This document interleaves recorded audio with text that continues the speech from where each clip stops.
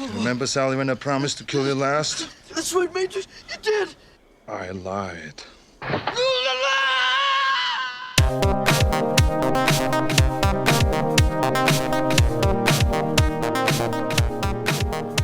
So would you rather be killed first or killed last? Just get it over with, man. I'm not going to have Arnold chasing me down like the Terminator. Yeah. Just kill me.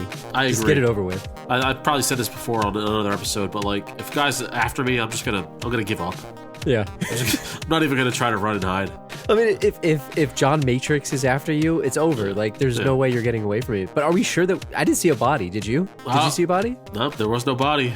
Yeah. He got dropped off a cliff. I mean, did his neck snap? Like, how did he die? He got dangled by his leg. Yeah, maybe a fugitive situation where, he just lived. Welcome back. This is episode 89 of the Last Row podcast. It took us 7 years and 89 episodes to finally do this movie. But if you're looking for our website, thelastrowpodcast.com, follow us on Twitter, Facebook, Spotify. Head out to Apple Podcasts. If you're enjoying the show, please consider leaving us a 5-star review. Same on Podchaser. Welcome back, Badway. I'm really excited. I've been, wanting to do this movie for quite a while. Yeah. I think it the stars aligned. So, an insight to our podcast careers here. Originally, the working title for this podcast was called The Blood Bank, right? It was. And there's a picture of it up on our website. It is. Yeah. I'll tweet it again. Yeah. So, it was really going to focus on 80s action movies. And then we turned it to a more like wide scope, obviously. But we're dipping into the Blood Bank here with Commando. Last Row Podcast hashtag. Making a withdrawal. Are we making a withdrawal or a deposit? I think it's for making a withdrawal. We're making a withdrawal from the history of the blood bank. Yeah. And fun fact in the picture, if you haven't seen it, I'll put it on Instagram and Twitter. Arnold was one of the trio in the picture. It was Arnold with the John Matrix with rocket Commando, launcher. Commando Arnold. Right? Yep. It was Steven Seagal with the Uzi 9mm. And then you had, I think it was Rambo, right? John Rambo. Yeah. Stallone. I'll tweet the picture. Yeah, maybe on this day going forward, I know we're 89 in, but every time we do an 80s action movie, it's, the Last Row Podcast presents the Blood Bank. We're making a withdrawal, man. Maybe it only took us 7 years. Maybe we'll forget to do that next time. Who knows? But you can't count on us. Yeah. Anyway, Commando. Suburban Commando, Drew. 1985. Genre. Action. Adventure, thriller. It's certainly thrilling. Yeah. It's a thrilling movie. By the way, we are doing Commando, but I do want to do Suburban Commando. I've never seen that. So, it's awful. Directed by Mark Lester. Mark Lester. So Mark Lester, not the greatest director in the world, is he? I'll give him credit for this movie. He directed it. He did fine in this movie, but I'm looking at his IMDb, and it's not impressive. What else Drew. did he do? Hit me. He directed P. Pterodactyl in 2005. and then he went on to do Poseidon Rex in 2013. Poseidon Rex? Yeah.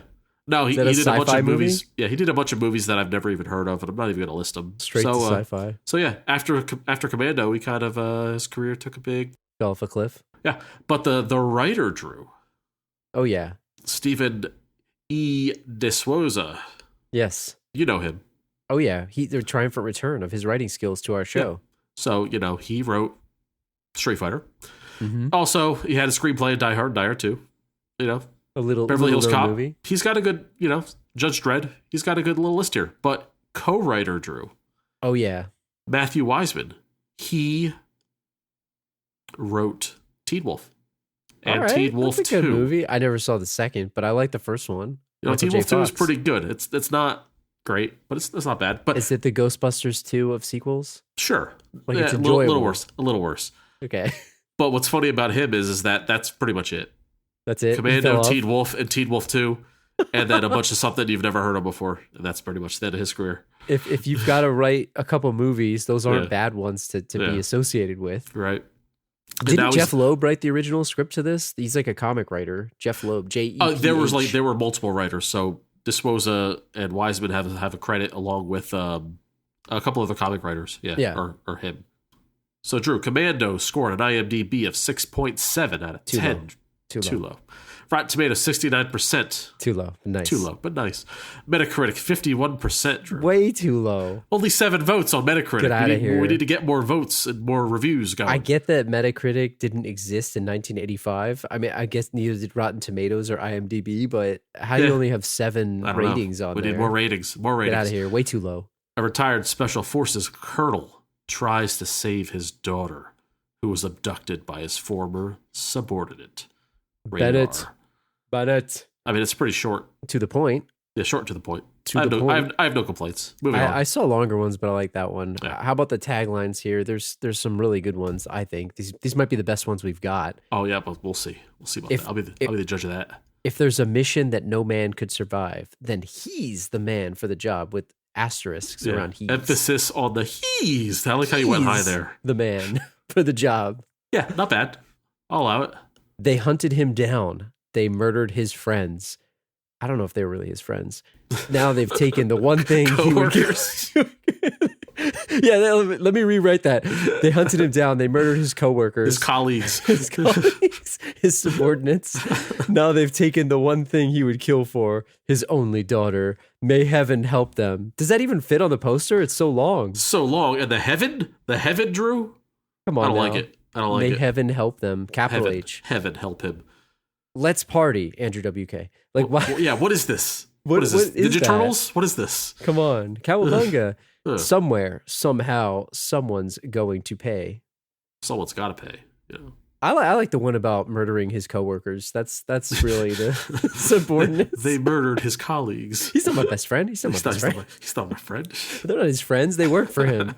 Come on now. Financials, $9 million. That's cheap, much cheaper than I expected. Yeah. And Arnold, I mean, 85. This was in the beginning. I mean, peak physical Arnold, but maybe in the beginning of his, his call wasn't that much. So, like, if you have 109 confirmed kills in this movie, you made the movie for $9 million. Yeah, I'm not good at math, but what is that, like $9,000 per kill? Like, is that what that kill? Is? That's pretty good. That's good. That's good value. Not bad. That's good kill value. They got their money's worth here, right? Yeah. And then a cumulative worldwide estimated gross, $57.4 million. Not bad return there, right? I mean, this thing is kind of a phenomenon. Made roughly $500,000 per kill. Yeah, there you go. It's not bad. I mean, it's not bad at all. That's worth the investment here. Yeah. You're talking about the blood bank, take it to the bank. Great Senator deposit into the blood bank. Exactly. Yeah.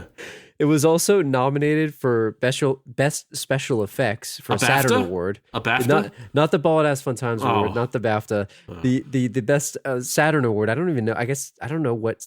To be honest, I don't even know what a Saturn Award is. I've heard of them. It's like a galactal award. It's an intergalactic award by the aliens. They nominated us.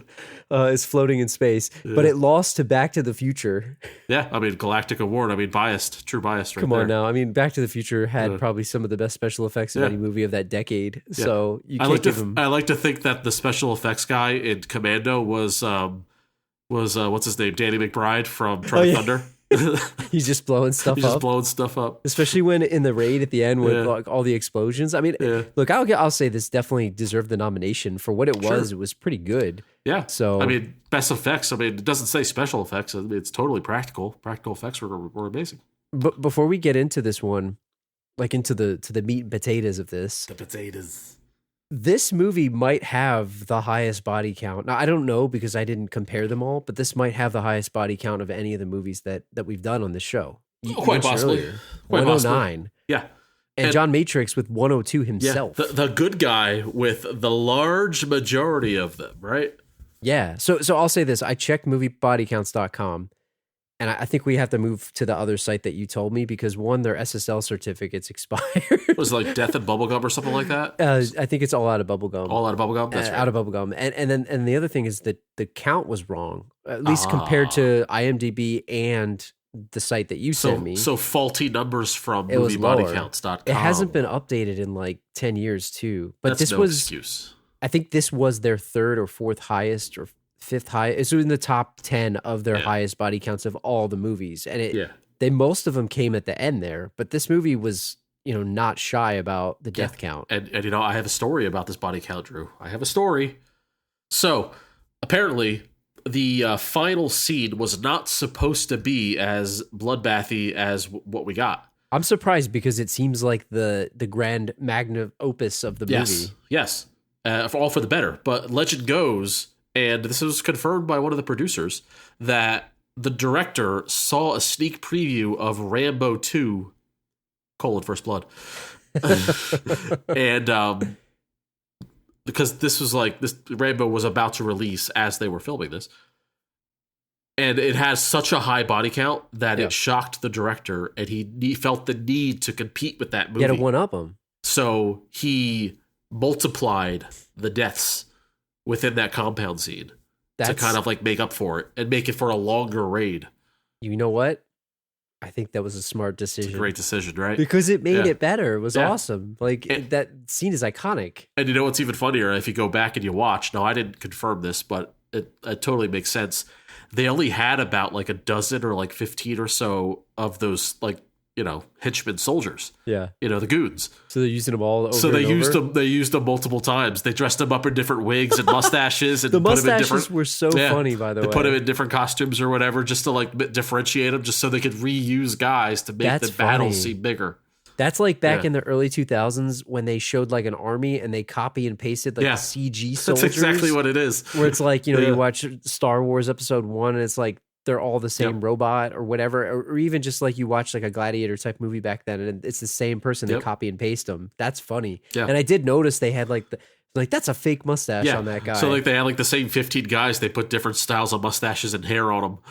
That's funny to me, man. Yeah. I think that it was a great decision too, because the way that the movie ended, it was like a bombastic scene and it really played to the strength of Arnold. And honestly, like this movie, I know he's known for Terminator and obviously there's a lot of other big movies that he's done. Sure. But this was like, when I think of Arnold in the 80s, other than Terminator, this is the movie that I think of. And he's in a lot of movies, but this one to me is just like, it made him. It's surprising that it isn't more mainstream. Or because it's certainly quotable and it's ridiculous. It has. I've seen people say this is one of the grandfather of like the modern action movie, and it's very different than the type of movies you get now when you look at like some of the John Wick style movies with the martial arts and all that. Without getting too much into it, but the thing that I think works really well with this is the fact that just Arnold is this brute strength like barbarian. He was coming off of Conan, I think. And a couple other movies, but it just worked really, really well. It was right after Terminator, Yeah, and it was awesome. And I saw some piece of trivia, and I didn't put it in the notes, but there was something where originally the studio didn't really want Arnold to talk, and I feel like that would have been such a huge mistake. A huge mistake, because he's so good in this, and the one-liners are off the charts in this, and that's sort of what this movie is. It's like a bunch of just gunshots and one-liners, and it's awesome. And apparently, he was very excited to play a regular guy too, so. I'm sure that, he fought for it if he had less lines or something like that, because he was excited to be a regular guy in regular clothes and not some robot from the future and not some barbarian from the past, a caveman, if you will. Ridiculous costumes and stuff, like long hair. He was excited to play a regular guy with a family. He had a daughter. Yeah. Let's jump into the movie then. So the background set up this movie for people. Like, what is going on with this? Who is he? Like, what is the reason why this movie happens? So we got Arnold, whose name is John Matrix, which is a great name. One of the best names ever. Yeah. So he finds out from his former, I don't know, what do you call the guy? Like what's higher than like a colonel? Commander or something. A commander. We'll call him a commander. Choppers up to his palatial estate in, I don't know. He was in California, I think. California. Yeah. California. Yeah. And he's like trying to live the quiet life. He's retired, special forces. Chopping wood. Yeah. Come to find out that his unit is getting picked off one by one, murdered. And then the commander's worried that like there's somebody with a vendetta against you and you're next, right? So the point is that there's people coming to get him. Eventually they do come to get him, steal his daughter, and the rest is history. He's out they blackmail him to do a crime in order to get his daughter back. And that's the long and short of it. Is this the original Taken? If you think about it. It's the first Took. It was Took. Yeah. She was Took. Yeah. Tooken. But I think there's an interesting setup to this because, and I like you said this before we recorded this, but the best part about this movie is they just kind of throw you into it. Yeah. They don't tell you anything. The movie opens really with this dude getting his garbage, taking his garbage out. And I gotta talk about this for a second. Okay. Look, I have garbage day once a week here. And this is his former coworker, right? So there's 3 guys that get murdered before you even really see Arnold. So let's in order to see what you're talking about here. The scene opens up. The guy is in bed with his wife, sleeping. Don't get your mind out of the gutter. Old not a love man scene. pajamas. Not a love scene. He's got and he hears the garbage truck coming up the street, and he's like, "It's not garbage day," and he does a kip up out of bed to hurry up to get the garbage ready. Now go on. It's two things, right? What is your problem with this? Yeah, so I have 2 problems. The first one was he's wearing the full-on old man pajamas, with the jacket and everything, right? Yep. And then he puts a robe over top of that. It's overkill. It's pajama overkill. Come on. What are you doing? Yeah. So anyway, it's not garbage day, right? So that means that it's less than garbage day, which means that he's got even less garbage than he would on a regular garbage it's day, less right? than 7 days worth of garbage. He has less than 7 days worth of garbage. And this dude is like, how in the world am I going to live with my life if I don't take the garbage out? Gotta get this damn garbage out. He had one damn bag. It's listen, is your garbage can gonna melt because you didn't take the garbage out for a week? Right? Yeah. Look, I'm lazy, right? Yeah. And we have giant garbage cans, we have those giant whatever they are, right? The huge ones. Yeah. At my house, and I think you have the same ones. Same. Yeah. I'll go 2-3 weeks without taking that out to the curb because I don't really make that much garbage. Recycling's a little different because you just have more cardboard, you get Amazon boxes and stuff. But what is the rush to get the garbage out? He missed a garbage. The guy got murdered because he was so obsessed with getting his garbage to the curb. Come on. So here's the thing, Drew. My garbage comes Thursday morning. Yeah. Right. If I'm laying on my couch and it's 9 p.m. on a Wednesday night. Yes. And I remember that it's garbage night. I'm not going to take the garbage. It's too late. It's already. I'm not going to do it. I'm that lazy. It's over. It's over. It's already over. I'm not the one to hop out of bed and go get my garbage with to try to beat the garbage man. Didn't we watch another movie recently where the guy's running down the street after the garbage man? I don't know. I forgot what this was. I was watching something recently where they're running after the garbage truck. It's just wait till next week. Yep. You give me you give me 12 hours notice. I'm not going to take the garbage out. It's either going to get done when I get home from work or it's not going to get done that Wednesday. I've seen the garbage day 6 a.m. Yeah, no. The garbage is out in my neighborhood. It's I'm sorry, I'm not going to do it that early. To me, that's rude because here's what I say. There should be a rule. It's an unwritten rule that should be followed by all. Your garbage should be put out between, I'd say, 4 p.m. and 9 p.m. the night before garbage. That's it. No earlier. Unless you're not home. If you bring it out at 7 a.m. that morning, people's windows might be open. You might be waking people up, especially if it's a weekend. And if you do it at midnight the night before because you forgot and you spring it, oh crap, it's garbage night. Again, there might be windows open. You're going to hear the scrape and the scratch of and the cans are jiggling. And the worst is the people that dump their littles recycle into the big recycle bin and the glass and everything starts splashing everywhere. It's midnight. You're waking people up. Well, how about the fact that when you get the wind tunnel of a street like our streets, the garbage is out all day and it blows over. It goes down the street. Come on, man. Then if your garbage day happens to fall on a Sunday night into Monday morning, Drew, then it's you don't put the garbage out at 4 a.m. You don't have to do it early on a Sunday.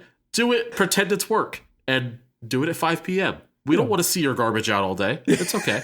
See, listen. I don't want to see that. People listen thinking they're going to get the Commando show here, but they're getting hard-hitting analysis on how you should really, the garbage rules, the unwritten rules. I'm glad the opening scene wasn't what it was because I had a lot on my chest that I needed to get off there, Drew. All I'm saying is this guy got murdered because he just had to take the garbage. He couldn't wait till next week. Yeah. If you don't if you follow the rules of garbage, the unwritten rules, you don't get Uzi'd. That's just the way it is. And how about the fact that the murderer was that guy from that thing, Bill Duke, right? Yes. Oh, yeah. He's that guy from that thing. But one more thing about the garbage. What if the guy didn't jump out of bed? What was their plan B to kill him? Yeah. He was on yeah, that's true. He was on the garbage truck. Were they going to just... Were they going to hop out and just go to the house? Ding I didn't dong, even hello, think about garbage man. Unless Here to collect your garbage. they knew him so well, Yeah, because they he was scouted part of him. their unit. They knew that he wasn't going to be able to deal with the Yep. garbage not being taken out. They scouted him. There was no Yep. plan B. They just knew. They knew. Yep. Well, but that guy from that thing, Bill Duke, goes by the name of Cook in the movie. Yep. He kills this guy. Then he shows up at one of the other coworkers of John Matrix, a car salesman. It's real sleazeball. Real sleazeball, right? Yeah. And he has a great one-liner. We talk about one-liners, right? He's about to buy the car, and he's like, "You know what the best part is? The price." And then he runs him over because it's free. You get it? But see, if you're gonna steal a car, right?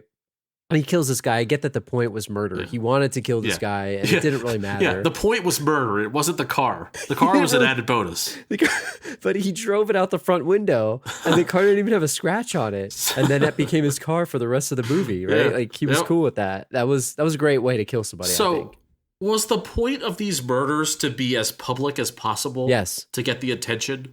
Yes. I guess, right? Because it's I kind of think it ridiculous to like run over your car salesman in the most public of ways and like not even have a police chase about it. It was all about getting Matrix out of hiding, I think, is really what it was, because they knew, and this goes into when we'll get to the villain scale, because we got to talk about, the intelligence of the villain, whether it's actually Dan Hideo or actually Bennett, we don't know. Right. We'll talk about it later. But you're right. I think it was to be as public as possible, because then getting into Bennett, right, before diving into him too much, Cook also shows up at the docks, right? And he kills Bennett on a boat, like he fakes his death, essentially. Yeah, right. He blows this boat up like 10 feet from the dock. And that's what sets this whole thing up to the point that you made, right? And then John Matrix is at his house chopping wood, greased up, looking super jacked. And that gets him out of hiding, essentially, right? I have one thing about the boat before we move on to that. So we watch way too many movies, right? It's like, it's a thing. It's like, oh, it's a thing. You watch so many movies, you start to like picture yourself on the set of the movie, watching them like do the take. I thought it was hilarious the way that Bill Duke held the remote to like blow up the boat. But it's the kind of thing where it doesn't read that he presses the button if he just presses the button.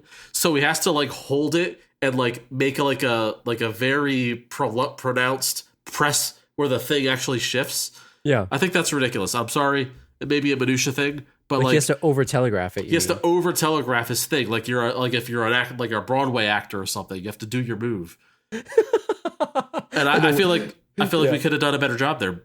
And I feel like, we could have done with another take to have it a little more realistic, but that's just I know he's in a bunch of stuff, but like I'll never not know him from Predator. Like that's just who he is thing. To me. Yeah. He is in Predator, and every time I see his face, it's just in the jungle, Predator. And it's cool that he's in, because Matrix looks like he's straight out of Predator as well. Schwarzenegger.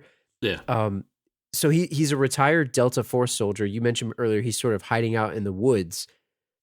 Is this our first good father movie that we've done? I mean, it's been a while since we've had any kind of good fathering. You had the bad father barometer. Yeah. I don't know. I mean, he's on the opposite ends of the spectrum here. Yeah. Tell me about him as a father. How do you rate this guy? So the opening montage, we kind of like show him doing all the fatherly type things that you would love from a father. Taking the kid out for ice cream, like a TV sitcom. Yeah, teaching her karate. Piggyback rides, playing in the pool, splashing around, doing the flips in the pool, and it kind of just feeding the deer. And I believed it. Like Arnold got me to believe that he was a great dad. And like very good acting there. Did you know also, and I thought this was funny, I saw the trivia on IMDb, but according to Alyssa Milano, Arnold Schwarzenegger was very protective of her on set. There was a quote that she said, "He even helped me with my algebra homework." Now, was he method acting, or was he just a nice guy? Oh, he's just a nice guy, Drew. I don't think there's... Arnold apparently takes his acting very seriously, but I don't think there's any method to his badness at all. Like, he was just legitimately anxious to help her with her algebra homework. How old was she in this? I don't know how old she was. 12-ish, something like that. It just seemed like he gave her a piggyback ride, but like maybe because he's so jacked he can, but like, have you ever seen a dad give like a 12 or 13-year-old a piggyback ride, like for prolonged distances? Because she's usually too big and you're a normal person, but he is Arnold, so he's comically give oversized. Anybody a piggyback. Give me a piggyback ride, and it would look normal. You know? She also made him a really sweet card that said like, "I love you, Dad." Yeah, and she made a sandwich for him too, which I thought was funny. Like they had a good relationship. I like the chemistry between them, even though she wasn't in it much. Where's the mom? Did they say? They didn't say, and I got the impression she died, but she died. They didn't say she's dead because you don't really have too many bad mom. You know, there's no runaway moms too often, right? So right. Well, so when the commander comes to his house, did you get the impression this was the first time this happened? And like, could you get to his house any other way other than by helicopter? Yeah, you can only get there via helicopter. It's actually a second vehicle. Arnold. He has a helicopter in the back. That's how he gets out of there. There's a helipad out back. I mean, but did you get the impression this was the first time this happened? No, it seems like the commander's always coming back to his quote unquote retired best man for one more job, right? Right. And they come and warn him. Yeah. And as they warn him, it's like useless because the bad guys show up like immediately. They let him right to him. They let him there, yeah. And they got these like two bodyguards to be there. They're like, oh, don't worry, this guy and that guy, they're gonna watch over for you. I'm like, they don't need it. He doesn't need it. He didn't name them. No, he doesn't need them. Yep. But in actuality, it's like they were in no danger of being killed anyway because they wanted him alive. That's true. I mean, they steal the daughter. I feel like I do have to dock Arnold some dad points though, because when the shit went down and he had to go to his quote unquote shed, which we know what that means, his weapons facility. Did you notice that the passcode was only 2 digits? It was like 1-3. It was right? it was like 1-3, and then it was open. Now you have a 12-year-old curious girl who's like very much into what dad does because he's teaching her how to fight and everything like that. I'm sure she knows how to handle a weapon. I'm sure they've gone hunting. Curious girl goes to dad's shed. She could easily press 1-3 and then get into all the Uzis and all the bazookas and everything else that he has hidden away in his shed. His email password is password. Well, what's worse, right? 1 2 3 4 or 1-3? Maybe 1 2 3 4 is worse because that's like more obvious. Or 0 0 4 well, 0. 1-3 will take you 2 minutes to get, and 1 2 3 4 is like the first try. So but you got a little bit of time. I did notice that. Yeah. And he had like a complete armory in there too. It wasn't like it was like John Wick. That's why this wasn't the last time, right? Exactly. Yeah. So they steal his daughter, right? And they essentially kidnap him. Yeah. Now, we're not going to get to talk about the daughter too much, but I have one thing. Who is played by Alyssa Milano. Did we say that? Yeah, I think so. All right. Either way, right? I could have used some like the daughter kick somebody's ass scene, right? Yeah, she should have been able to fight because they showed her fighting in the beginning, like learning the moves. Yeah. I could have seen some ass kicking. And she could have done it too. Yeah. She sort of escapes in the end, and that's sort of about it. Yep. But you're right. She hid under the bed. I feel like she could have taken out maybe like one of the lower level henchmen, and maybe kick him out of the window or something, and then get caught. I agree with you. I think that would have added a little bit more, especially since Arnold was teaching her. Right? How are you going to not pay it off? Know how to fight? Yeah, I agree with that. So they kidnap him, and this is probably like one of my favorite scenes in the whole movie, and just the setup, right? I have a bunch of questions about this for you, and I need you to break this down for me. But they take him and basically tell him that he's going to go kill this the president of this country that's a fake country in real life, right? But they want to do that. Val Verde, and I saw something where they make this up so that they didn't offend anybody, and it's used in multiple movies. Of course. They take him and they tell him they're going to have to kill this president because Dan Hideo wants to, essentially take over. It's like a coup almost. And John Matrix is the guy that's going to do this. So they take him on this forced like plane ride, and he's on this plane, and it's like one muscle. And Sully takes him, and this guy Sully, which we'll talk about in a second, and he gets on. I forgot the other guy's name, and they give him first class tickets. First off, it's weird to see airport security in 1985 where you just you walk in and that's it. It doesn't matter. Yeah. It doesn't even matter. They wave to the people and they're on. Sits down with this guy. What did you think of this whole scene? Because what would have happened here? Like he sits down next to the guy, and basically the guy's like the muscle, and he's going to escort him to this country where they're going to commit this murder. So yeah, he waits until they're sitting down and they have first class, lots of elbow room, lots of leg room. Waits until the stewardess, or I mean, back then it was called a stewardess. Now it's called a flight attendant. Don't cancel me, please. How could you? Turns her head, gives the guy a back elbow and a neck snap, like out of the blue, like blinking you would have missed it. Guy's dead, sitting next to him. And he's After like, he gets a pillow and a blanket. Oh, can I have a pillow and a blanket? My friend's very tired. Don't disturb him. Pat over the face. So now you have a dead man as a passenger on your plane. And then Arnold proceeds to get up pre-takeoff and find a way off the plane. Which is like amazing, by the way. Skilled. Yeah. His escape from the plane was like top 5, maybe even top 2 plane escapes of all time. Exactly. Up there with Passenger 57. But my question to you, Drew, is when the guy, so when Arnold's off the plane, right? And we have this guy that's just a dead body laying in his seat on an 11-hour flight to Val Verde, right? How long until they find that he's dead? I mean, I guess it depends on how much turbulence you have. Like, he lead him in the corner pretty good. Like, he didn't strap him in. He did lead him with a pillow and the hat over the head, blanket on to I guess to remove the stink. How long does it take a body to stink? Maybe not 11 hours. Maybe not 11 hours. It's temperature regulated, right? I mean, it's hot, I guess. You got to think one false move and the guy's hunched over, right? On a seatbelt. He's very tired. And then it's a problem where it's like, does this guy sleep weird or is he dead? What's going on? He's dead tired, you know? And then the guy that he came with is no longer on this flight. Maybe we might have a murderer on the plane somewhere. We don't know. You're like, where is he? Is he in the where is he? Where is this guy? Or was he propped up so well that he only hunched over during the landing? He should have like stuck his arm in the in between the seat, like shove his arm in the seat in the wall. Like, did he put this? Did they have seatbelts on a plane back in 1985? I don't even know. I'm sure they did. Otherwise, that would have been ridiculous. He would have been rolling down the aisles, Drew. Yeah. It's like a Weekend at Bernie's situation. Yeah. For real, a total Weekend at Bernie's. That's what Arnold should have done. He should have taken the body with him. Yep. See my friend here? Oh, my friend, he's drunk. Too many drinks.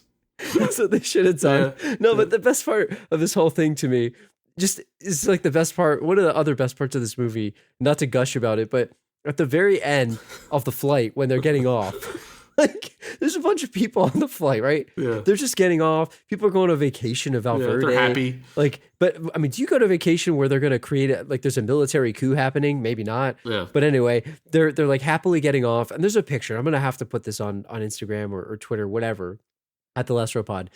But they're just wheeling the gurney off like with a dead body. He's like one of the passengers, like with a sheet over it.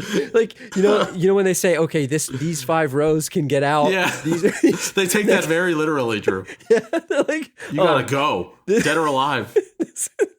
This guy can't get up. Somebody get this guy's ass on a gurney. Put a sheet over him. Like they're wheeling his dead ass out of here. Do you think were there people behind him, or did they at least wait until the end?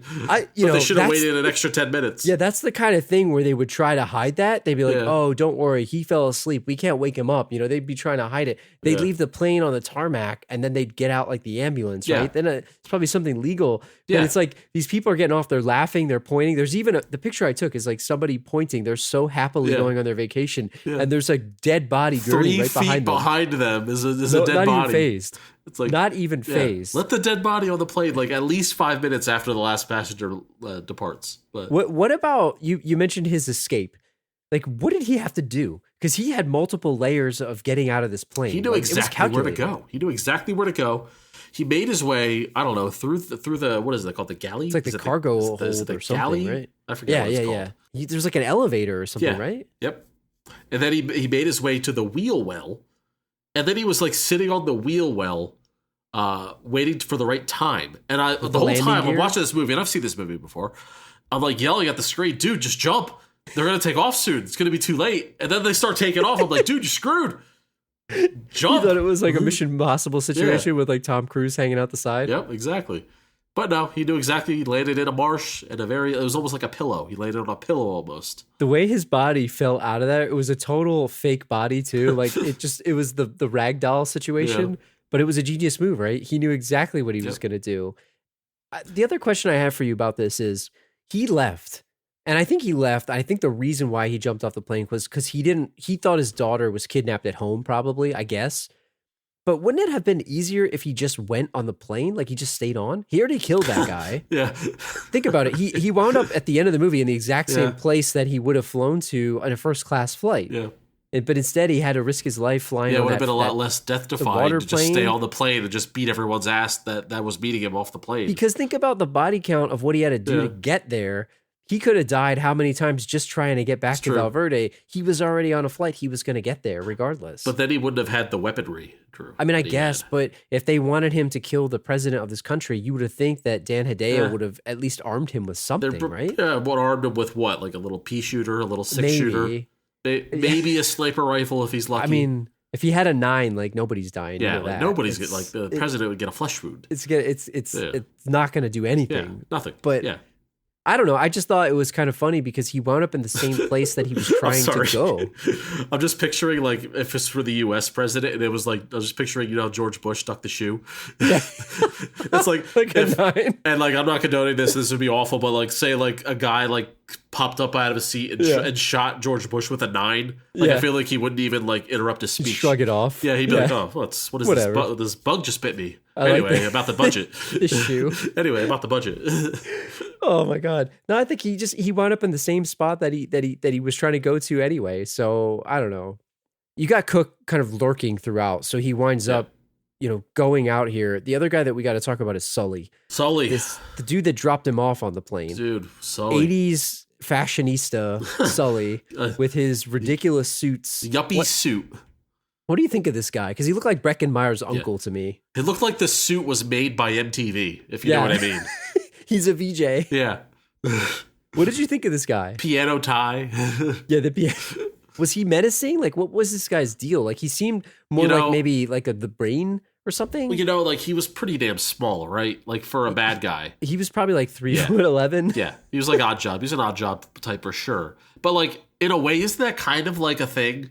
I guess there could be something mysterious and also dangerous about the small guy, like Joey the Rat. Yeah, I mean, it ended up not being the case, and he was not dangerous. He was only a danger to the flight attendant, and that's it. But like, there is like you could take the small guy for being maybe I don't know. He's got secrets. True. Maybe he knows something. You know what happens when you're that small? A guy picks you up by your leg and dangles you off a cliff and drops you off. That's what happens when you're that small. A guy lifts you up while you're in a phone booth and chucks it. He literally picked the phone booth up. Yeah. Like, the phone booth is heavy enough, but if the guy in the phone booth is, say, I don't know, 180 pounds, you're probably not going to be able to get both. But since this guy is like 105, then... He's like 85 pounds. Then you can lift the phone booth up. Oh my God. I mean, I don't really get what his association with them was. I guess he was just part of was he part of Bennett's crew? Was he part of Hidea's crew? Or is he just I feel like he's part of Bennett's crew because I don't think Hideo has any knowledge of these people. He must be, I don't know, he must just be like a brains type of guy because he's certainly not a tough guy. He didn't do much. I mean, he was trying to, basically assault the flight attendant, the lady who was on the plane and winds up kind of going throughout the movie for the rest of the situation with Arnold, but I don't really get what he was doing. Like Arnold basically stalked the dude, tried to get him. I think he was just like he was watching as the plane took off to make sure Arnold got on the plane, which he did. So maybe he's just kind of like like the middle manager, just to like make sure everything runs smoothly. Like he closes the store, so to speak, but he doesn't have a whole lot of power. He was closing the store, so to speak. Yeah, that's true. He had the keys. He locked up at the end of the night. He took the money to the bank. Like that's it. Yeah, that's all he's known for. I mean, so he winds up at the mall, and Arnold is there too, and there's this whole situation where he runs into the flight attendant, and he's trying to use the flight attendant because Sully was hitting on her. Yeah. To try to help save his daughter. So before we get into all that, real quick, how do you feel about the flight attendant and how she did? Like maybe as an actress and as a character? Because I thought she was fine. Yeah. So long story short, the flight attendant gets hit on by Sully at the airport. She denies him multiple times. He follows her back to her car. She denies him again. He calls her an effing whore. Yeah. And then Arnold pops his head up and basically, for some unknown reason, rips her passenger car seat out and then gets in. It's because he didn't fit. It says, hey, follow that guy. I need you to help me. So first questions first. Why did he rip the seat out, Drew? I think it's because that car was so... it's like a Mazda Miata. You think Arnold Schwarzenegger's fitting into that? He didn't even try. Did he know he wasn't going to fit? Knew. I thought he's ripping it out so he could lay down. No, you think that's the first car seat he ripped out? No. That's every time he goes into a Miata, he's got to rip it out. Like, that's it. I don't know. I feel like there's never been answered to this day why he ripped that car seat out. I think it's because he didn't fit. Yeah. But anyway, Arnold gets this girl involved in like following him to try to help him get some clues to find out where his daughter is. And then they wind up at the mall where Sully ends up going to make another, because he's like a business deal, right? He's a working man. He's off to another drug dealer or whatever he's doing. How's he going to afford those suits if he's not making money? Exactly, man. You said the plan, right? Earlier? What do you think of his plan to lure Sully out of the bar that he was in? He sends in the flight attendant, right? And that's what it is. What did you think of the plan? So it was kind of quick, but it would have worked, right? It had to have worked because the guy showed previous interest. If she walks in there and goes, you know what, I was thinking about it, I couldn't get you out of my mind. That suit, I love short men. That piano key necktie. Why don't you and I get out of here? Yeah. She could have led him right to the parking lot. That's and then true. Arnold could have whooped his ass. But did she not trust Arnold at that point? I guess she didn't. She ratted him out.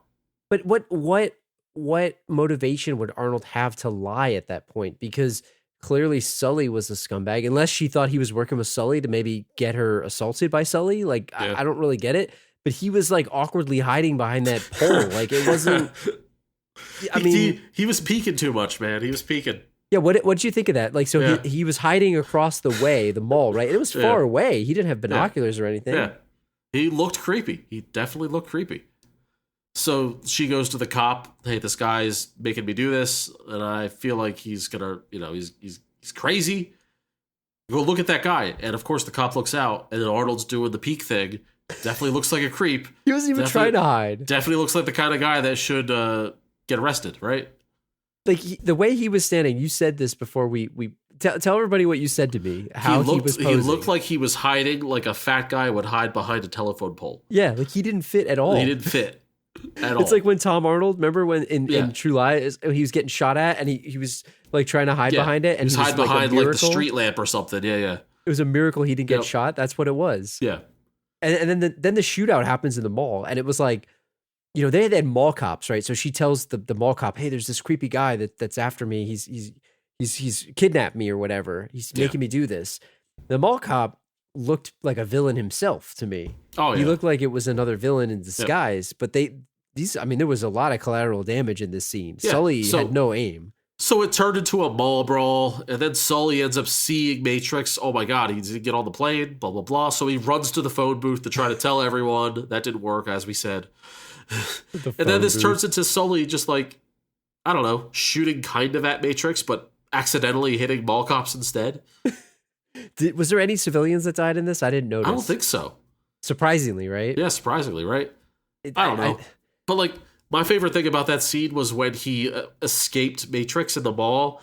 He takes the elevator down to the first floor that has like a big wide open glass like thing. So it's like, if you're running away from someone, like taking the elevator is the worst thing you can do unless you're on like a 30-story hotel. It's just slowly going down. The thing is going so slow. Yeah, he's better off jumping off. Yeah, and Arnold just watches him, and then he goes, you know what? I have time to fight a bunch of these cops still, because they still think he's a creep. and then Tarzan my way onto that elevator to go get him. I mean, would you think he was a creep? Because he didn't really do anything. He was just standing there. Like, that lady could have been lying for all they knew. Yeah, but it drew attention. And that's the one thing he didn't need, was attention being drawn. It's true. But he wasn't dressed weird. He looked like a normal guy. Yeah. Like, he had regular clothes. He had a sweater on. But I will say this about the character of the woman. I think her name was Cindy in the movie.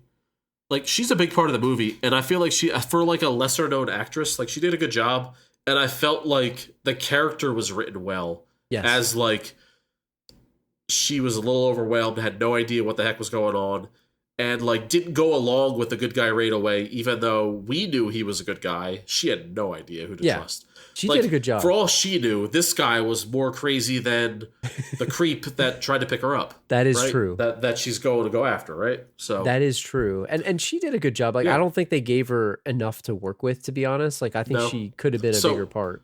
So, I mean, there is a little story about how there was like a hidden love story mixed in that was cut from the movie. And maybe there were scenes here and there kind of like to cut that out. So maybe her role was diminished a little bit, and probably for the better, because I felt like they had no sexual chemistry. Yeah, I mean, they had no chemistry, and it was better because, you know, these movies don't need a love scene. Like, I know we joke about it, but this movie didn't need it. It didn't. It was about the father and the daughter. This particular one, where the guy's sole interest is getting his daughter back, you don't need to stop and make love. Because for, you know, there's no reason. Like, he didn't even know this lady. Like, there was no reason. And it was the movie, and this is the other thing, right? So throughout the movie, I think it's an 11-hour flight. So he sets his watch to 11 hours because he knows that that's when the plane is going to arrive, and that's when they're all going to know that he's not there. So he keeps looking at his watch throughout the movie. Yeah. And if for some reason, you know, maybe there was just like it's a week-long thing where he falls in love with her, that's different. Sure. Yeah. But this is like 11 hours. He's got one day. I liked it. Yeah. It was realistically not a love scene, and I liked that. And anyways, I don't need to see Arnold kissing anybody. What do you think about him? So you said this. You've gone on record before to say that you don't want to watch Arnold. I don't want to watch Arnold make out with anybody. It's just it's no. To me, he should be asexual on the screen. I don't need love scenes with Arnold and Stallone for that matter, right? Yeah, they're too brutish. I don't know. It's just like I don't need it. It's weird, especially Arnold. It's just weird. I don't even know how to describe it. I could see it. I could see it. Stick to killing people. You know what, Van Damme? You want a love scene? Go for it. Seagal? Go for it.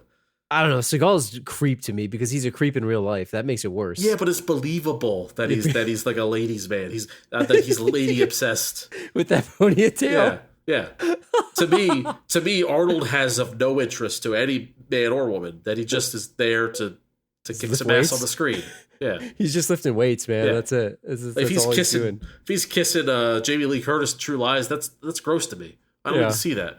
They're just a weird couple to me, just in general. But so anyway, I mean, you heard the death of Sully in the beginning. What'd you think of that? What the way that he offed him? I mean, it's iconic, right?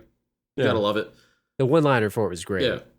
I mean, I don't think I would like to be dangled off of a cliff. That's one of my probably on the low end of ways I would choose to die. Do you think he died instantly, or do you think he snapped his neck and then he laid there like in Austin Powers, where it's like, you know, Will Ferrell's like down there like I didn't die yet. Like, how did he die? You think he died on impact? Do you think he died? Gotta be impact. That was a pretty big fall. Like, if you're that small, like if you fall, do you die instantly? Like, I don't. I think the smaller you are, the more likely you are to die instantly. It's, you know, I mean, so he steals the guy's car then, and it leads him to the next.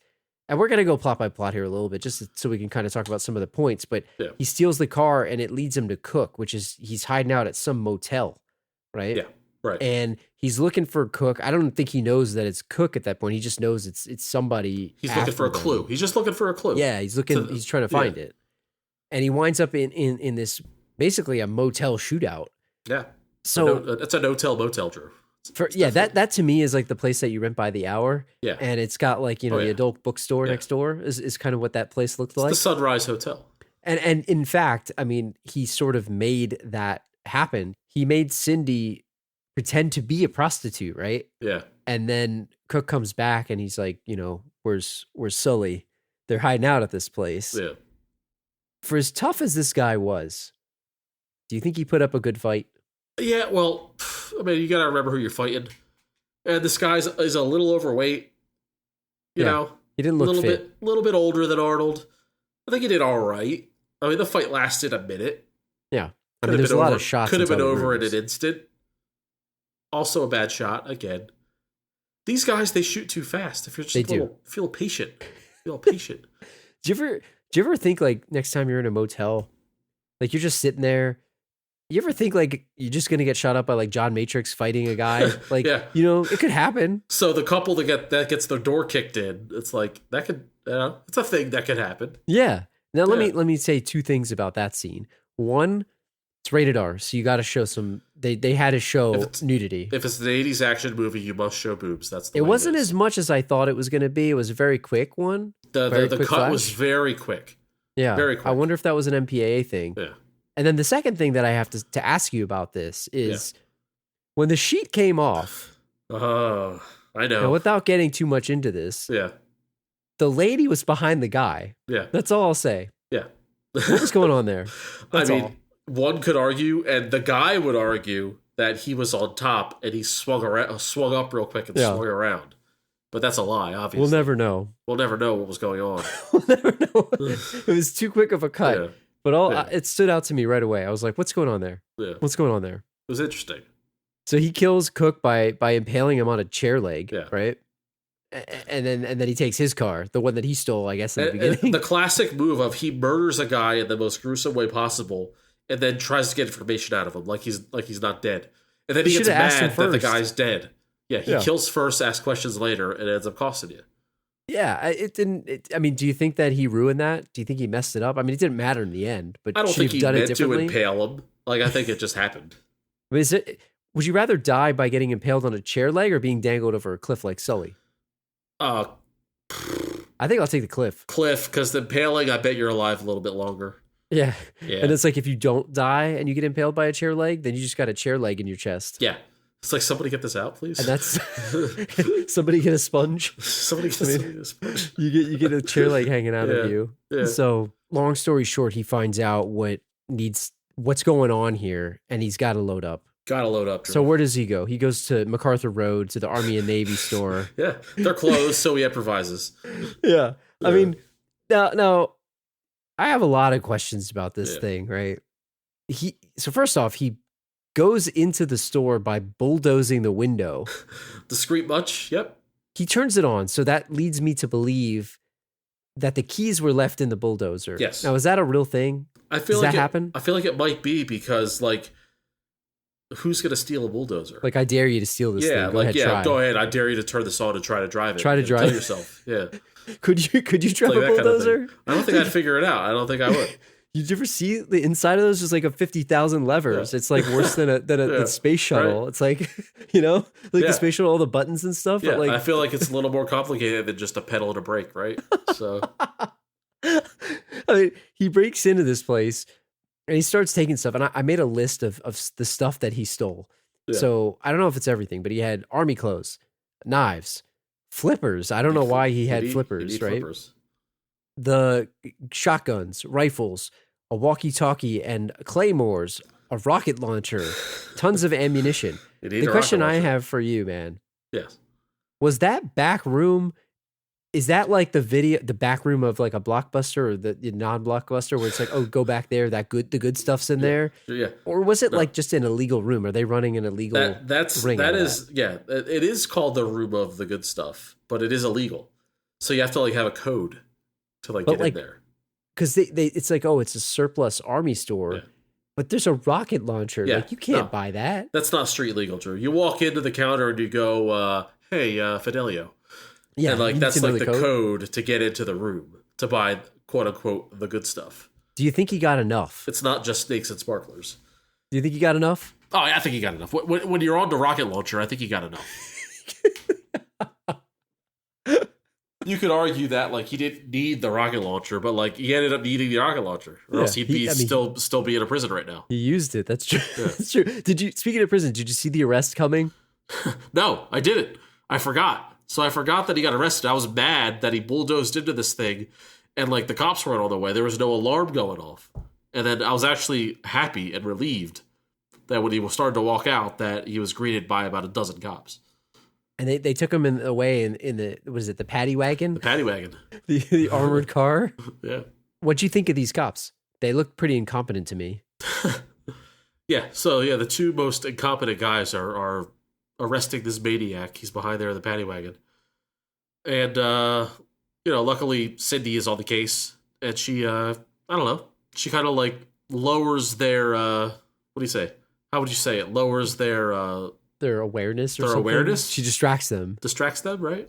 By just being a person in a car. Yeah, just by being a person in a car. The guy looks over and he's like, oh, look, a hooker. I'm like, what? She's wearing like a business casual suit. She's a woman in biz cash, and like she had like a jacket on. That's like, who is it? Beavis and Butthead? Like, who is that? He's like, nice. I'm like, what the hell is this guy looking at? She's wearing like business casual. No, you know what he did? He goes over to her and he shouts over. They're at a red light. Not bad. Now, if you're a woman, there's nothing that turns you on more than being told that you look, quote, not bad, right? Could you be a little bit more charming, please, man? The guy had no shot. Come on, man. Not bad. Shot. A hooker. I mean, come on, dude. It's a lady in a car at a red light. Yeah. Like, I hate to see what other policing these guys do. It's like you're at a bar and you're like trying to pick up a girl and you're like, I saw you from across the way. And like, I don't normally do this, but I had to come over and tell you that you look absolutely not bad tonight. And then 5 years later, she's your wife. You go home, she still doesn't look bad, Yeah, that's it. Not bad.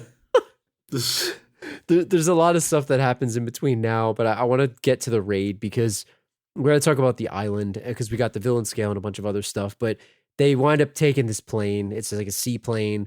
She's not a trained pilot yet. She's training to be a pilot. They doubt her skills, but she successfully gets him over there. Oh yeah, it was a bumpy ride, but we made it. Yeah, he's naked in a rowboat with the tiniest of briefs. Somehow he's wearing these little briefs. So I got to tell you this. So you talk about like pointing out stuntmen. Yeah. And not hiding them well, especially in 80s movies. Mm-hmm. When he was about to get on shore from the rowboat, yes, the wide shot shows the guy coming in, and it's totally not him. So we know that he's wearing these black briefs, right? When the guy gets out of the rowboat and it's the stuntman, he's wearing like these plastic pants. They're like see-through plastic pants, and you could tell that A, he's not wearing a brief, and B, he's wearing what like looks like a spacesuit. Yeah, I would love to know what was going on there. I don't know. I really don't know. Did you see that, or do you? I did. I noticed it. There was okay. I know that the story goes that he did most of his stunts, but I did notice that because it didn't look like him. It was blatantly not him. Yeah. It's it's like when they have the videos of the guys riding motorcycles and stuff, and it's clearly a guy with a wig. Yeah, it was not him, and I noticed the pants too. And he's right when he says that like he likes to do a lot of his own stunts because like how do you duplicate me? I'm like this big guy. How do you do that? So I get it, but you can do a little better than that. At least. I love Arnold, man. Yeah. I love him, and he even said too. There's another quote where like people are coming to see me. Like not some random guy. Like, you know what? That's awesome. I like that about it, and that's why he's one of the best. Yep. And he's in the pantheon of the blood bank. He's one of the trio. He's on the Mount Rushmore blood bank. The Mount Rushmore blood banks. But the thing that I noticed about the raid, just in general, right? I was surprised that they did it during the day because it's the type of thing that they would do in a night scene where he'd be stalking these guys. Oh, yeah. He shows up in broad daylight, and he's not even hiding, man. Yeah, he used a little stealth. Not really, no stealth. I think maybe it was the choice of the director because he believed so heavily in his special effects guys. Like the vision. Yeah, the vision, that he wanted to show off the special effects, and maybe you do a night scene if you're like on more of a stricter budget or something like that. I don't know, it's just a guess. I thought, maybe it could have looked cooler if he showed up at dawn. Like he shows up it's like noon. The guys are like, they just got out of lunch and they're just like patrolling the place and they're in this villa. Yeah. This whole scene is iconic. He's all painted up. He's greased up. He's got the rocket launcher. He's got all the weapons. He kills 94 people here. Oh yeah. In this scene alone. And to think that it would have been less, like it would have like talk about not being memorable, the 94 should have been the minimum. This this movie could have been completely different if they went with the Israeli denouncing it's a former Israeli Defense Force denouncing violence, and it's like more of a stalking movie. It's just a better movie the way this was, and it's the quintessential 80s action movie. As you said, walk me through some of the deaths here, because there's a lot. Well, people were stabbed, they were shot, they were hung, they were executed, drawn and quartered. Drew. They were all over the place. He goes into a shed. He grabs a pitchfork. He's throwing saw blades at guys. He scalped a dude with a saw blade. He did. He used grenades. I mean, what did you think about the part where he chopped the guy's arm off with a machete? So the story goes that he wanted to like chop the arm off and use it to beat him with it, but the director shot him down because like he was afraid of the excessive violence getting flagged. Yeah. He didn't want all the heat because he knew that the body count was so high. He didn't want excess heat on him. I guess that's why we have to assume, as the All Out of Bubblegum place says, that they're sort of assuming the death because he cuts the guy's arm off, and you're assuming that he bleeds out because he wouldn't have had the proper medical attention. There's no tourniquet. He's not gonna cauterize that wound. Yeah.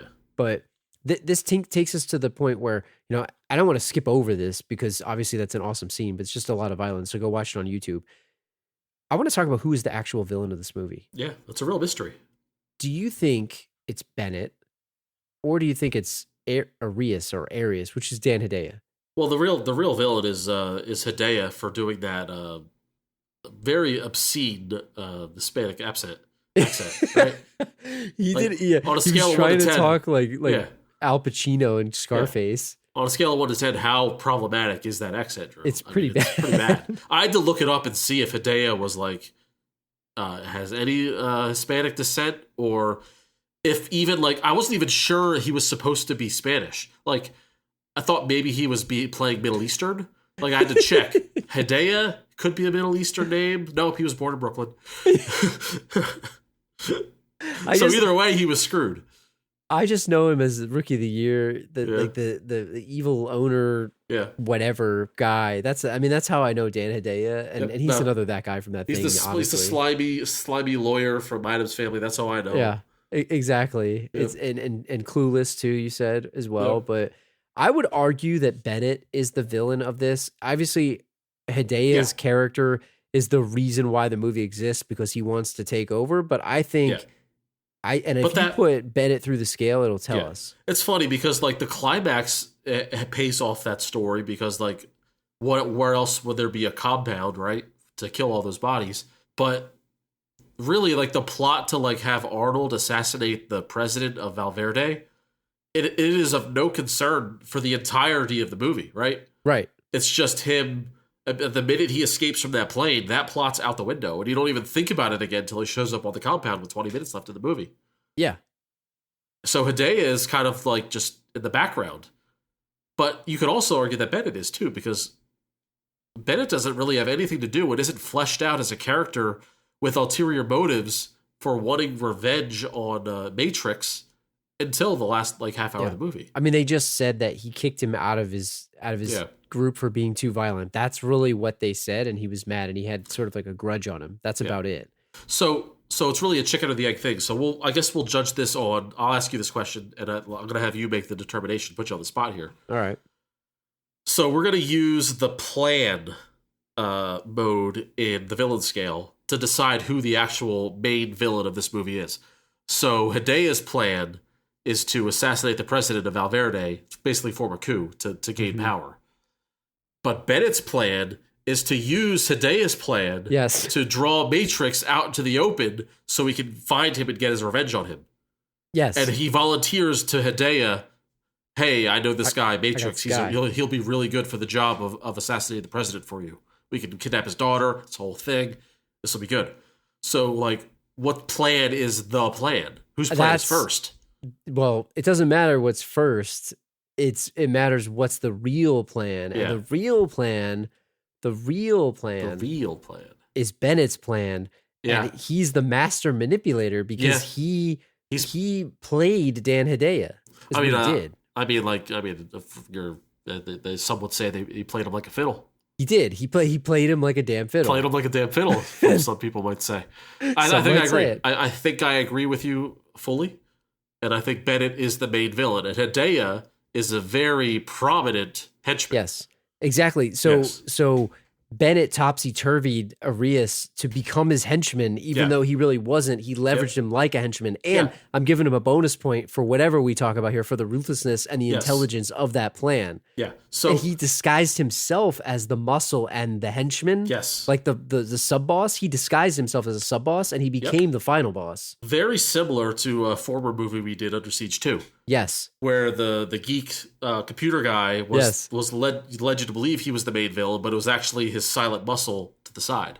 Yes. Was the main guy. I agree. And that guy, the geek guy had maybe more intelligence than some of these guys. Like Hideo just was power hungry, I think is all it was. And he was just, but I think Bennett played him. Let's take him through the scale. Let's do it, because I think we got to take Bennett through. Maybe we could talk about Hideo as a henchman here. I mean, look is a big thing here. Exactly. And Bennett, I got a lot to say about this. What is he wearing? What is he actually wearing on his body in this movie? So it's like cotton chainmail. It's got before we get into that, if you're new to the show, if you're just need a recap, the villain scale is 4 categories: look, style, hideout layer, plan, and henchman, and it's a 1 to 5 scale. The first one is the look and style, and honestly, he looked like he was wearing it was like a cotton version of like a knight's shirt, like a chainmail. He's wearing chainmail armor, but it was cotton, right? It wasn't real chainmail. Which, by the way, paid off at the end when he had a knife fight with a guy. Yes. So except the pipe went through his chest. Great to be wearing chainmail when you're gonna have a knife fight. But was it real chainmail? It looked like it looked like cotton. I mean, I don't think he bought it from Hot Topic, Drew. It looked like the kind of shirt that you wear that you see at like a one of those, like the Blue Oyster, or like a fashion shirt where there's like a muscle dude's wearing that shirt with nothing underneath, but Why he was would so he be wearing that? big. Why? This guy had a shirt underneath it. Yeah. I also saw another fact, and I don't know if this is true or not, but somebody else was supposed to be cast as the other villain, but they didn't have enough time to redo all the costumes, and that's why this thing looked tiny on this guy. Talk about bad luck. Yeah, man. What do you give this guy for looking so? He didn't have a ponytail, but he had a sweet mustache. Yeah. So I saw a one writer who reviewed this movie called him like a tough Freddie Mercury. Yeah. Yes. And also, I don't know, like there was some, especially with the last fight, there seemed to be some homoerotic undertones to the last fight. So they coined him a tough Freddie Mercury, and I would like to call him a Freddie Mercenary. So he had very, very big rock star vibes, like on his body. I like this guy. Yeah, love the mustache. The short hair was kind of a surprise, but he could have used a ponytail. But I feel like I'm going to give him.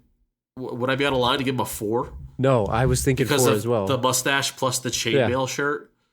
He had gloves too, didn't he? He had the biker gloves. Yep. Oh yeah. I like this guy. I thought he was great, and I like the mustache too. It was a nice touch. We don't get a lot of like final or even sub bosses with mustaches in a lot of the movies that we have. I guess maybe I always want a ponytail. Obviously, we just want that because it's the best kind of villain. But I feel that the mustache is criminally underused for a villain. Yeah. You can't get the ponytail every time. Not everybody can have a ponytail. Yeah. This guy could have pulled it off, I think. But I definitely go 4. Yeah. What about, and this is where it gets a little tricky, his hideout and his lair. Okay. Like, was it the boat that got blown up? Was that his hideout? The problem with this movie and the villain scale is that if we chose Bennett or Arias / Dan Hideo, either way, somebody was losing points somewhere, right? Yeah. So the fact that Bennett is determined to be the main villain of this movie, he's going to lose points on the hideout because he does not get the palatial estate. But what if he stole it from Bennett at the end? You think he was going to take it from he was not going to be the president of Val Verde. But that wasn't the president's estate. That was like this his guy hideout. Actually loves America. He's a former American soldier. I don't know. He's actually Australian, but yeah. Do we have to give him like a 1, I guess? Because he doesn't really have one. His lair was that boat that got blown up. Boat. He's like the hook guy from a Slicker Man. Yeah, that boat that got blown up was his lair. So yeah, I think he gets a 1. He's got a 1 on that. Yeah. Because you're right. The boat has got to be it. What about his plan? And honestly, I kind of want to give him a 5 on this. If I'm being honest. Why don't you lead? Why don't you take the lead on this one? What do you? Because this. It's genius, man. He knew, look, So he's pissed at Matrix. He's pulling the strings. He's pissed at Matrix. He sees Arius or whatever the hell, Dan Hideo, and he sees this guy and he's like, I'm going to use this dude to get back at Matrix. Yeah. So he manipulates the whole situation to the point where he gets himself inserted with Dan Hideo and these Val Verde like coup, like mercenary guys that want to take over the country. Yeah. He latches onto them and he manipulates this dude to make sure that he gets Matrix out of hiding. And also the fact that he like slyly got these other dudes killed in public to also manipulate it such that the Colonel got Matrix out. This guy's like off the charts to me. And don't downplay the fact that he faked his own death successfully. Exactly. That's hard to do. Yeah. It's hard to fake your own death, especially in a movie like this. And he had a lot of heat on himself too, because he's part of the crew. It's got to be a 5, right? I mean, I don't want to break the scale, but yeah, it's great. It's a great plan. If the plan was to draw Matrix out and get him in a one-on-one fight, it was successful. Very, very rarely do villains have successful plans. Yeah. I mean, aside from the whole killing him, he did not kill him in the end. And really, his own hubris was to fault for that because he could have just shot him. But maybe he could have shot him. He didn't want him just dead. He wanted to best him. And he wanted to stab him too. Yes, like he wanted to best him. And maybe that's his downfall too, because to your point, because Arnold got in his head. He knew. Yeah, but again, like I feel like shooting him would not have fulfilled the plan. But what if he shot him in like both legs and like incapacitated That's him? cheating. Like you don't want that. Like can you go to bed at night happy about that win? and then he stabs him. Yeah. You can't be happy with that win. Yeah, that's cheap. That is cheap. Yeah. You're right. He wanted to best him, and that's the greatest way to put it. I think. Yeah. So he just didn't win, but it's like a great game plan. It's like in the Eagles Patriots Super Bowl. He's the Patriots. Like that's true. He had a great game plan. He just got outscored. Yeah, it's true. It's true. You can't help it, right? I mean, Matrix. You're going against Matrix. Yeah. And he almost won. He almost got him. So what about his henchmen? Because you could count. Now maybe you can call Hideo as a henchman. I don't know that I would. Maybe it's a partner. Hideo isn't really a henchman because he doesn't like physically actively do anything. I mean, he runs away like a little baby. It's like imagine the final scene in Scarface, but Scarface dies instantly. Yeah, like that's Hideo in this movie. I mean, I guess you could. So is Sully, is Cook, are those his henchmen? Yes. I guess they are, right? Yeah, definitely. And they're pretty good. They're not that bad. Yeah, we'll take it. Like the guy on the plane was a weakling, that's for sure. That guy stunk. Yeah. He was bad. Yeah. But I think Cook was actually pretty good because he successfully murdered the other guys without even he played a very convincing garbage man. Yeah, I was just gonna say he was really good. He knows how to take the trash out. And also, we got to count as a henchman the guy in the very beginning of the movie where the daughter was stolen, and he's sitting on the chair in the daughter's room talking to Arnold, and he's like trying to lay out like, "Hey man, you got to play ball. You got to do this." And then Arnold just goes, "I don't think so." Bang! Shoots him in the head. Like, I thought that guy was going to be a viable henchman throughout the movie. They and he's wasted dead. Him. And then he just, in cold blood, Arnold just kills him. In his daughter's bedroom. Yeah, that's true. You can't sleep in that room anymore. Can't sleep in that room anymore. There's a murder there. Yeah, there's been a murder. That was a sweet house, too. You can have a henchman's ghost in your bedroom. You can't have that. That's a haunted bedroom. Especially not. Yeah, and what about the plane too? Is that going to be a ghost plane now? It's a ghost plane. You ever see the movie Ghost Ship? It's Ghost Plane. It's like the guy's like a tourist. He's like going ghost tourist. Yeah. He's just going to Val Verde. Yep. All flights to Val Verde. There's a ghost plane. He's haunted that forever. You don't want to take the 220 to Val Verde. You don't want to do that. Don't sit in that back seat in the first class. Don't sit in 7B. It's 7B. I remember. What happens to you? They skipped. They call that's row 8 now. Like in hotels, there is no 13th floor. They skip it. That's row 8 now. They go from row 6 to row 8. Don't sit in 7B. Oh my god. What do you think for henchmen? Maybe like a 3? Because I think Cook's good, but the rest are pretty weak. Or is it 2.5? I don't know. How viable was Sully? I mean, he was pretty crappy. He's pretty useless. Yeah, it's pretty bad. I mean, he had good style. That's about it. And he even failed his one job. Yeah. Like he didn't get on the plane. Like he didn't see him jump out. That's not his fault though. Well, he did turn away just at the wrong time. But, the plane was going up. If he you saw the watched body for a falling long out. time, and once the plane was like, once the wheels were off the ground, then he turned away. So that's like he did his job. Like that's like yelling at like we called him the assistant manager that takes the money to the bank. Yeah. That's like blaming him for the bank getting robbed after he made the deposit. You can't do that. No, because that would be like he dropped it off, but he didn't like lock the safe or something. Yeah. Because think about it, like the plane wasn't up that high. Now if let's say that Sully didn't die and they had to do this plan again with somebody else, not John Matrix, is he gonna wait till the plane is at like cruising altitude before he stops looking at the plane? Because he's always gonna be worried the guy's gonna jump out of the landing gear. Yeah, and you see him come dropping down, you see the little black dot, like, oh my god. Yeah. It's like I feel like body. he did shirk on his duties because he probably should have watched that plane until he couldn't see it anymore. That's what true. I'm saying. It's true. So I don't know. What do you say? What's your score? I'll let you score this one. Shit. Since Bennett is a main and not a henchman, yeah, I'm gonna give it a 2. Just because Cook was all right, could have been better. Could have been better. Sully was useless, and the 109 other people that got shot in that compound were just. Yeah. I mean, come on. Do they even count as a question? Like that was just cannon fodder. Yeah. Like that, I don't even know. They were just useless. Yeah. So I don't think so. So I'll give it a 2. And if you're gonna get scalped by like a saw blade and like come on now. And we didn't even talk about the uselessness of that warehouse that they snuck into too, where there was nobody. Like they didn't even get seen. Like somebody could have walked up behind them. Didn't happen. It's whatever. I'm good with the 2. Yeah. So I'll recap it, right? So 4 for look and style, 1 for hideout and layer, 5 for the plan, and then a 2 for a henchman. So what is that, 12? We got a 12. We got a 12. Respectable, but we've seen better. Yeah, we've definitely seen better. It's not bad. I think he was more badass. Like, I kind of want to give him a bonus point for his just ruthlessness or just sort of like the craziness of the plan. So when Arnold was baiting him into having a knife fight, like he had an orgasm, right? Yeah. Oh, yeah. He did. He wanted Bennett it. had an orgasm thinking about the knife sticking in and twisting. Yes. Like he literally spasmed and screamed in pleasure. Check his pants. Yeah. For real. And like, how about when when Arnold stabbed him, that blow off some steam, if you will? Yeah. At the end, was that a symbolism? I think it was. He's like, if you know what I mean. And the way that was the smoke was shooting out, if you will. If you will, if you must. Well, let me ask you this. Was that one of the greatest finishing moves of any movie of all time? Because I honestly think that's a top 5, like, fatality. It was shocking. It was out of nowhere. It had a tough talk at the end of it.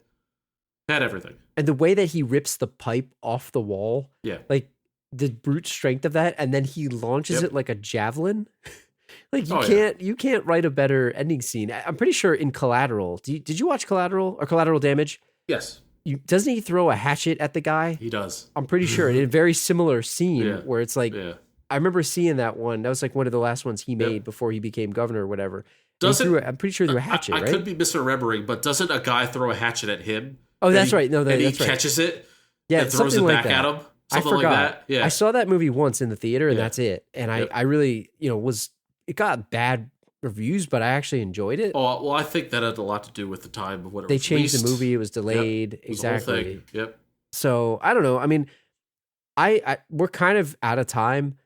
I want to ask you about this, and maybe it's for a future episode. Maybe we can talk about the categories just very quickly. But we do this villain scale all the time. But we don't really have a way to like rate the good guy.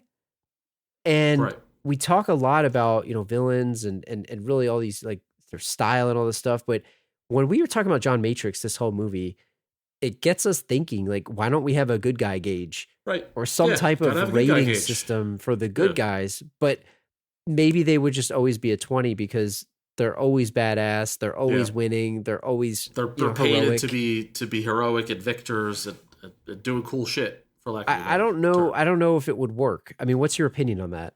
I do. I feel like we might need to flesh it out a little more.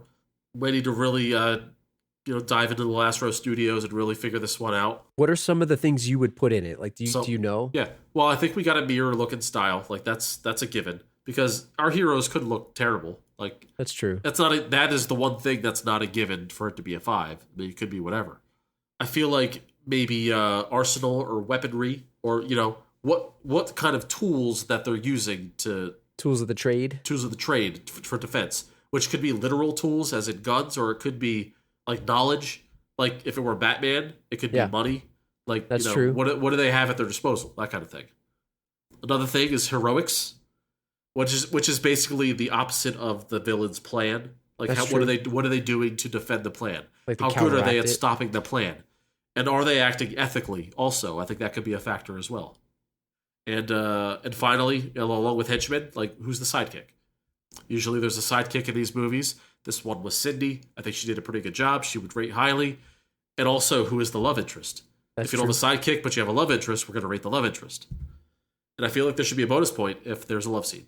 It could be taken away if the love scene is awkward or unnecessary. Yeah. Like in this movie, if they would have had it, it would have been a minus. Yes. Like you can't have that. It made no sense to the plot. Right. And didn't you tell me it was in the plane too?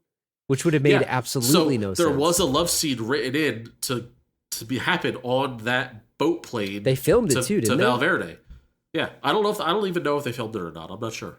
But it was definitely in the original draft, and they cut it just because like it just didn't seem believable. And apparently, the actress who played Cindy was completely against it. Oh yeah, because Arnold. I don't blame her. I mean, it's awkward, But doesn't it seem completely out of character for John Matrix to start to like try to bang somebody before he saves his daughter? Yes. Like even at the end of the movie, it's like they had no chemistry. She was just going to fly him home. Yeah. They had, the whole movie, they had no sexual chemistry. They were a good buddy duo. Yeah. But not in a love interest kind of way. And I think you nailed it earlier in the episode when you said maybe a week. Yeah. You might be able to form a relationship in a week. Not 11 hours. Not 11 hours. Yeah. You need the time. The time. Right. But anyway, as far as like gauging and grading, that might be another episode for another day. I like the idea of it. We'll have to see if it reads. We'll tweak it. We'll work with it. But I like it. If you're interested in this, let us know. Write in the last row podcast at gmail.com. I'm very curious if people would want to see the good guy gauge. We'll have to see if it works at all. Tweet at us. Tweet us, last row, hashtag good guy gauge. Good guy gauge, and then leave a comment on the episodes page, thelasrowpodcast.com on the episode. If you're enjoying the show, definitely, consider leaving a 5-star review on Apple Podcasts and Podchaser. We really appreciate everyone that's left one so far. And we'll see you guys in 2 weeks. So, Drew, this is the second time in 3 movies that we've had someone both die and climax at the same time. Between the rocker from Basic Instinct and this dude blowing off some steam, if you know what I mean. Yeah. And, not to mention, who knows if the guy